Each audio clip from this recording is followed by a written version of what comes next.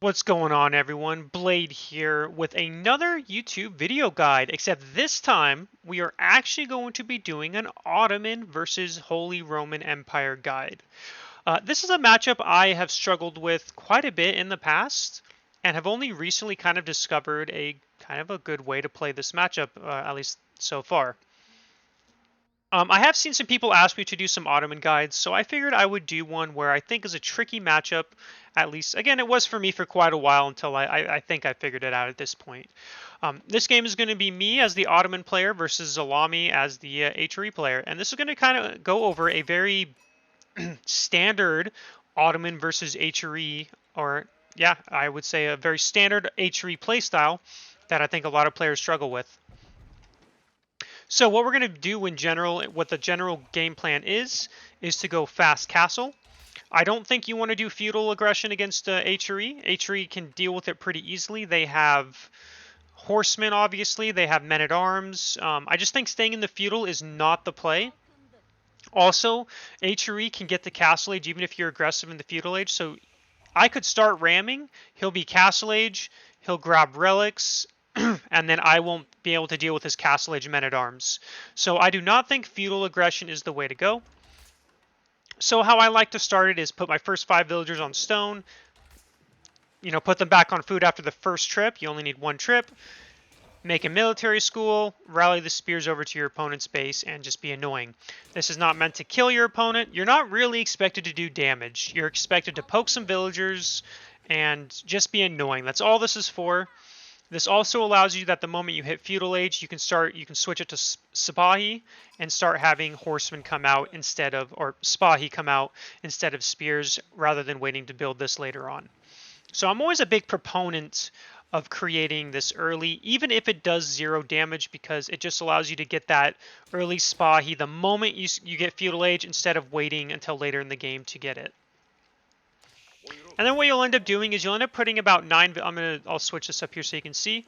You put 9 villagers on food roughly. You put 2 villagers on wood in the beginning, and you're gonna go until 50 wood. Once you get 50 wood, you send both of them to make the gold, the mining camp, not the lumber camp. Who knew? This is gold, not lumber. And then you'll keep 9 on food. You'll rally about 3 to gold, and then you'll start rallying back to wood after that. And that way you advance to the feudal age at a decent time, and then you go from there. As you can see, we're going back on wood. This is so we can get a house, and then we're going to go for the lumber camp next. And now, a question you might have while we're doing this, because there's nothing else to really talk about in this, right? We're just scouting for sheep and all that. So, the first Vizier point. What should your first Vizier point be? I can already see this being asked. In this game, I end up doing the sheep Vizier point, and that's because Zalami here ends up getting a lot of the sheep on the map. I don't think I get very much, if I recall. I mean, I want to say I guess we could look at this. I have 7 sheep right now, and I think that's all I get. So in this game in particular, I use the sheep Vizier point so that I didn't run out of food early, because running out of food can be a disaster. It'll delay your castle age, because I think with 7 sheep, I don't think it's enough to get to castle age without running out. So in this game, I do the sheep one. Now, if I had gathered, 12 sheep, I would not have used the sheep Vizier point. I would have actually used the imams, or the monks, whichever you want to call them, and then you use those to grab the relics the moment you get castle age. Kind of like how HRE gets early prelates, you would use those to grab the relics, and that's how you can deny HRE from getting a lot of relics. In this game, since I do not do that, and I make some mistakes, the HRE opponent does end up getting 4 relics, which should never happen if you play correctly. But I don't play correctly, so that's not what happens. I think he gets 4 relics. I don't know if he ever gets this. I don't think I knew this was here. So maybe he only gets 3 relics. Either way, as you can see, we're just being harassed. We're just harassing. We still have 3 villagers on gold. And the reason we have 3 villagers on gold is because, again, we're going fast castle. I was going to try to say something else. I was like, wait, nope, there's nothing else to talk about there. You're going to advance with 4 villagers, and you're always going to get this twin minaret medrese. Someone's going to kill me when watching this saying I said that incorrectly. Either way, this is the berry landmark. Again, that's just, it gives you extra food. This again helps you fast castle at a pretty reasonable time. Which is the goal. I'm gonna end up putting, I think it's 5 villagers on gold is what you want to get to Castle Age. You're gonna put about 3 to 4 villagers on wood. You can put 5. I think I do 5 this game, so 3, 4, or 5. This kind of comes down to personal preference, and you want to have those extra villagers on wood because you want to end up getting a blacksmith, and then you do want to be able to make 2 stables when you advance to Castle Age. And the reason why you want 2 stables is for the early portion of Castle Age, you want to be making knights. The point of the knights is to contest relics, because again, you want to stop him from getting relics. You want to use your imams when you can to grab the relics, and then you want to use your knights to kill, his prelates or, fight his knights. After that early relic pressure is done, once the fight for the relics is over, you cease making knights. You're going to end up going something else here. And now, we'll talk more about that in a bit. So you're going to notice that I'm building a tower here, and you might be like, why am I building a tower? It's because I scouted that Zalami is going to do 2 barracks, so I was expecting early men-at-arm pressure, and I actually really like this type of style. I do the same thing with HRE against Ottomans, is I will make a couple barracks. I'll make at least 1 barracks, sometimes 2. I'll make a few men-at-arms, and then I'll just go castle as HRE, and the men-at-arms are just to kind of force a reaction from your opponent. So that's kind of what he's doing, which is why I make this outpost, so that he can't just idle my gold forever and deny my Castle Age. Because if I lose gold access, I can't go Castle Age, and this doesn't slow down the HRE Castle Age that much. So that's why we built the tower here. And again, this is why you should always scout, because if you scout your opponent making barracks like this, build a tower.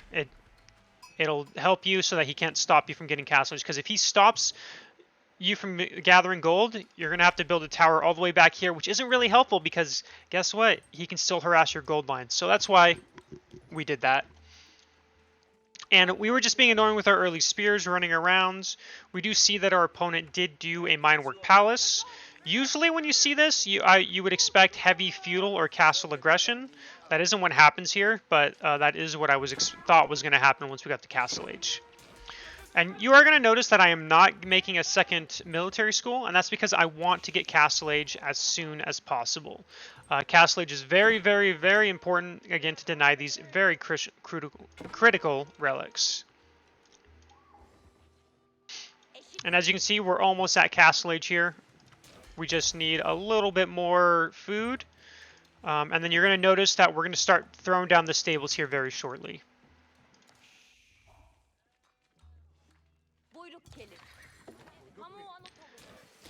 And then again, with the free spa, he first comes out. Again, it's just utilized to be annoying. And then again, you do see I do have a bunch of sheep here. I think we've gathered a lot of it. Yeah, we still have 8, 9 sheep. So as you can see, still have quite a bit. Always advanced with this landmark. I think the other landmark is absolutely useless, and I can't think of a single scenario where I would choose the other landmark to age up. This one gives you free siege, and it's just so worth it. This landmark is an amazing Castle Age landmark in my opinion. And I think it's way better than the other one that gives you 2 extra Vizier points, which I honestly think is overrated. But as you're going to see, we're going Castle Age here. We're going double stable. And we're obviously still gathering gold because, again, we want to make our knights. And then we're going to see that Zalami here will end up going Castle Age actually pretty soon. Because I'm surprised he didn't get survival techniques, but the inspired on deer, you get food really quick as HRE, let me tell you. And as you can see, here comes 3 men-at-arms. We just go in here. Yeah, he denies our gold for a little bit, but it's really not going to do much. And it does force him away and allows me to get back to my gold gathering. And then as you can see, we have a mangonel on the way. We have 2 knights on the way. In general, depending how you play it, you're going to have about 4 to 6. You're probably going to make at least 4 to 6 knights, probably more, depending how the fight for the relics goes. But I just want to re-emphasize that the moment the fights for relics stops, you want to cease making knights.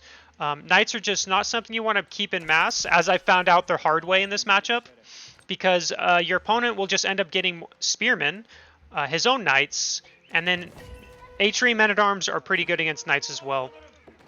once you get enough. So once that happens, you want to start actually adding in some barracks. Obviously, you still want archery ranges because you're going to go crossbow, men at arm, and then you'll add in spearmen if you scout stables or you think your opponent's going to be making horsemen. So do be aware of that. So you're going to mix in some spearmen as well. And the military school, I switched to crossbows. I actually end up switching this to men at arms later. And you might be thinking, why would I make men at arms against HRE? That sounds like suicide. Their men at arms are better. You would be correct, but the goal of the men-at-arms isn't, they're not meant to be the damage dealers. They're meant to soak damage from the HRE men-at-arms. They deal with spearmen, and then your crossbowmen will deal with the actual men-at-arms. So they're just a tanky thing, because even the HRE men-at-arms still take time to kill. And you're going to see here that we're going to deny the relic here. If we had done the other landmark, or not landmark, the other Vizier point with the relics, with the monks, I mean, we would have already grabbed 2 relics and been good to go. But unfortunately, again, we didn't gather a lot of deer. So just keep that in mind, that you want to get the Vizier point unless you don't have a lot of deer. I never do the meter, or the meter, whatever, I don't know how to pronounce it correctly. So again, apologize for that for those who get who don't like it. But I never use that one, especially in this matchup. So we're going to try to deny this again. We've killed 2 prelates, which is nice, right? That's 200 gold that we're killing, but he's going to have more than enough to grab other relics, and he's going to be smart and send a knight here to deal with these Spahi, because he knew they were going to be there. And I do kill this. I don't think it was really worth what I did, but actually I guess we only lose 1 knight. So killing, it's just nice to delay, even though I could have done a better job. And I never scout this, so I didn't even ever got this relic. But as you can see, we have our mangonel. We're starting to get our +1 ranged attack. We're getting crossbowing. And then we're starting to get some stone. We're getting the stone for a couple reasons. We want to start throwing down more military schools. And then second, you're going to want to gather enough stone to keep drop, because eventually you want to keep drop depending on what your opponent is doing, or you can do it defensively. So as you're going to notice, we have two archery ranges. We're starting to add in the barracks. We actually, I do believe we switched this to men-at-arms shortly, but I can't remember.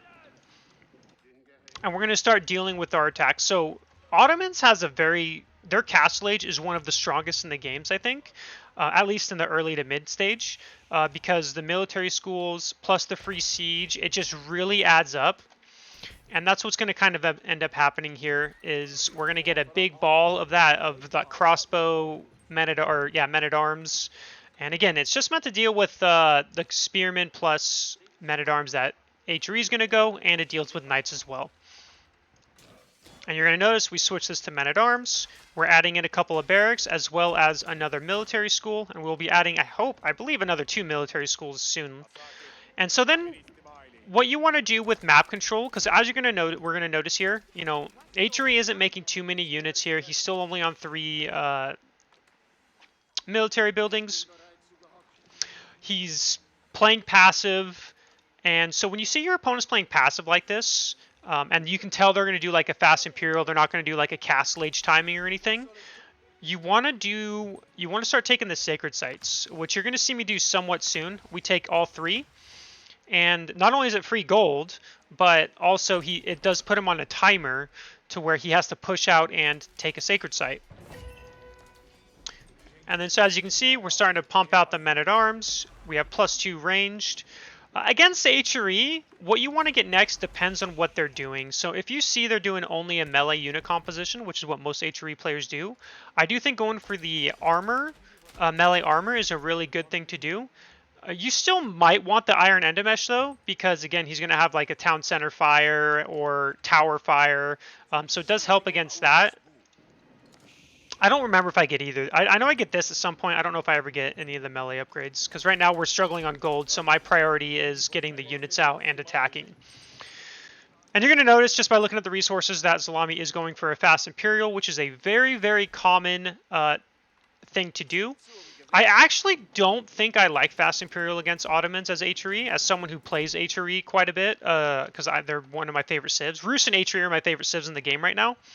I do think this is just not the right play because, again, Ottomans have an insanely strong castle age, and the attack is very, very difficult to hold off, even when you stay castle age yourself. So I think going fast Imperial isn't really the answer, even with bombard towers. And then this just kind of shows why the men-at-arms are useful, right? So I'm actually going to pause it here for a second. So imagine if I did knight crossbow instead. These spearmen destroy the knights, and then they can move in, you know, with these knights as well, onto my crossbowmen a lot easier. But since I have the men-at-arms, they just tank, deal with them just fine, and then I'm able to defend against this more than fine. To be fair to Zalamion here, this was not a very good attack on his part, right? He was hoping to get rid of the mangonels, but ends up losing his army, which is really bad because he's just now hitting Imperial Age, and now he's struggling for food. Now, you're going to see what I'm going to do is you don't want to overcommit. You don't want to be attacking under the town center. You know that the opponent's going to be going bombard tower, so you got to be smart about this. So you're going to notice I'm going to put a forward keep, and very shortly I'm going to put more villagers on stone because I want to be doing a keep drop, and I'm going to be making trebuchets from here. Now, the reason why I put the siege workshop all the way up here is so that, again, travel distance, right? If I make it back here, it's going to take at least 30 to 60 seconds for my trebuchet to make it here. Making it here allows my trebuchets to be created and start firing immediately. Now, the number one focus is actually going to be the Regnitz Cathedral. If you did not know, when you take out the Regnitz Cathedral, it removes the gold bonus. So right now, you can put relics in the outposts, and you'll still get the gold bonus from the Regnitz. If the Regnitz is dead, you only get the usual 80 gold per minute instead of 160 as HRE. So killing this is a very, very big deal, right? Because 3 relics is 160 gold per relic, which is 480 passive gold. Once this is down, he goes down to 240 passive gold. You know, that's a pretty big cut to that gold income. Especially because Zalami's gold is up front. Although he does have one here that I'm pretty sure he's going to take later on. And so as you can see, we've started taking the sacred sites because, again, you want to put on that pressure. And, again, that free gold is really nice. And we put more villagers on stone because the goal, put a keep here. It allows us not only to keep using our trebuchets to siege him down, it also makes it more difficult for his siege to kill our trebuchets. And then the blacksmith here is so that this creates faster. It creates in 20 seconds or 30 seconds instead of, or at least I think it gets faster. I'm pretty sure. Maybe I'm wrong on that, but I'm pretty sure this creates faster. Well, I'm going to actually keep an eye on it because I'm not 100% positive now. I'm assuming it does, though. I think it's like 5 seconds faster or something. And then you're going to see us take this down. And again, if you look at the military supply, we have over double the military of our opponent. And he needs time for his Imperial techs to get in. So now we have 2 trebuchets. We're still making men-at-arm crossbow. I do end up mixing against some spearmen just in case. Because again, you want to be a little concerned about a mass horseman switch. Because yes, horsemen don't counter men-at-arms. But horsemen also take a while to die. So there is that. And actually, I just realized I might be wrong in the fact that I don't know how long it normally takes for a trebuchet. Maybe it's longer than 30 seconds, and it's 30 seconds with the buff. So we got rid of this, which removes half his gold income, which is really, really, really nice. And the reason why I don't go rams is because I think rams are pointless in this situation because of bombard towers. Because what he's going to end up doing if I use rams, he uses his knights and spearmen to kill the rams. It is 30 seconds, so maybe it's longer. Oh, so it's 10 seconds shorter. Okay, I learned something new today. So 30 seconds with the blacksmith, 40 without. Anyway, because his melee units will just kill the rams, and I cannot push with this army because what will end up happening is those bombard towers, as you're going to see with a relic inside them, they do a lot of damage. All the damage you see on these units right now was from one bombard tower shot. And so then our next target is going to be the Palace of Swabia. You can see we're already getting ready for our keep. We are utilizing our map control to take all the sacred sites. I could have been quicker on this, and I should have been quicker on this, because the sooner you get this going, the sooner you have them on a countdown.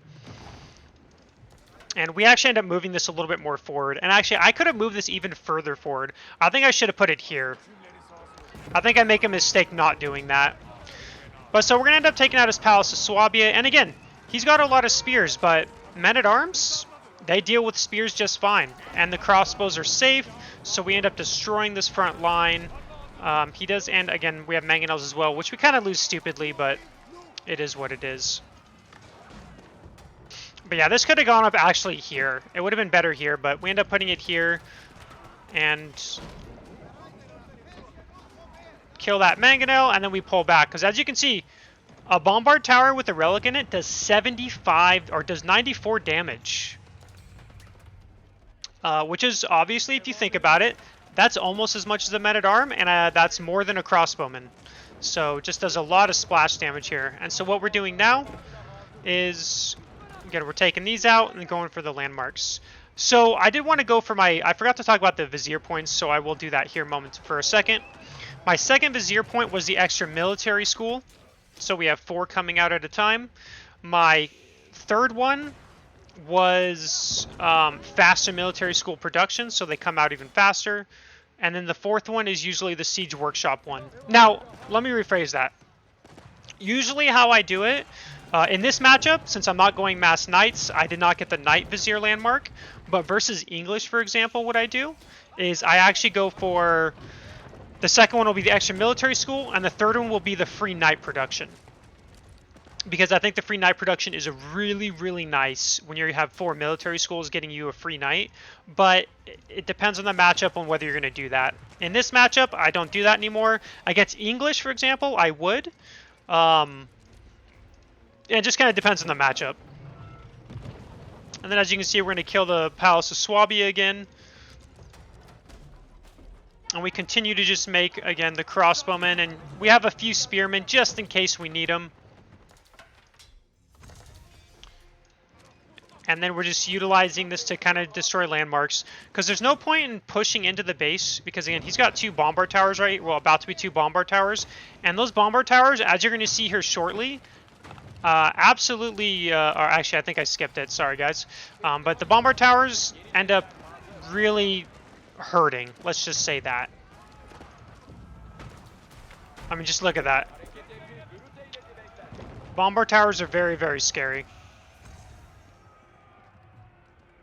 And so we have the 3 sacred sites. We're just pumping out units. We're utilizing our map control to take all the food sources. We're going to take the berries here. We end up taking the berries here as well. There's no point in getting farms because, again, our goal is to kind of kill our opponent. We're not trying to drag this out into a long macro game. Though if he wanted to, I probably could just fine because, again, he doesn't have the Palace of Swabia. We're just adding in more trebuchets, and then what we're going to end up doing here is you're going to want to get Springalds again for these Culverins, because Culverins one-shot everything except the trebuchets. And so now you're going to see why it's not smart to attack under bombard towers, by the way, because I try to take this fight here. So before we go into this fight, I just want to show you on why this is not a good idea. This is why you want to stay back and just shell them down quietly and just go that way, because notice the military. 84 to 36. We have almost 3 times his military. He's only got 27 spearmen. We have 31 men-at-arms. We have more than enough to destroy this army. And then I just want you to kind of pay attention to what these bombard towers and the mangonels absolutely just destroy face here shortly. I think it's right here. Because you're just going to see these dudes. They're going to do some good work here. Just watch the military here. And we're just losing units. The mangonels are obviously doing a good job. 4 more units died of the bombard towers. 3 more die. And we lost half our military in this engagement. A lot thanks to the bombard towers. Don't get me wrong, the mangonels did a lot of damage too. I'm not saying no, but it really hurt. These bombard towers just do so much damage that you just, and the mangonels that you're, this is why you don't do that. That's how you can throw a game, is when you get over eager. But that's why we pull back. And we just continue our shelling. Now, what I would have liked to have done is it would have been a good idea to, I should have gotten Springled sooner, which we get now, and we're getting a second one so we can pump them out, is make a second keep up here would have been nice. Would have been hard with these, but that's why we're getting the Springled so that we can do that later on. And then at this point in the game, all we need to do is kill this last landmark, and then we win the game. And that's what we're going to go, because as you can see, we've killed 3 of the 4 landmarks. Blacksmith-wise, we are getting the melee upgrades, although very late. It's only the +1. You're going to notice that we have 5.5 minutes till Sacred Site victory. These are all villagers going for the gold over here. But again, it doesn't end up mattering because this army just can't compete with mine. And then look at that. That one bombard tower destroyed those Springleds pretty much. And then again, we still have a pretty big military lead. We just kind of go forward, and this is generally how you want to play this matchup. So if you were curious how to play Ottoman versus HRE, hopefully this helps you out. There's not too much else to talk about. We're going to end up sniping that last landmark right now. So landmark's done. We win the game. And this is how I think you want to play this matchup. You just want to do a castle, be very aggressive in the castle edge with men-at-arms crossbow. And again, I did mix in some Janissaries because Janissaries, if your opponent ends up going cavalry, if you didn't know, Janissaries absolutely destroy cavalry. So it's not a bad idea to mix them in, especially if you think there might be a horseman switch coming up, because they do 32 damage to cavalry, whereas a crossbowman does only 14, right? So just things to think about. That's why you do see me adding in some Janissaries in this game. And then that is game. So again, hope this helped you out in Ottoman versus HRE. If you have any feedback or anything, please let me know, and I'll see you in the next one. Peace, everyone.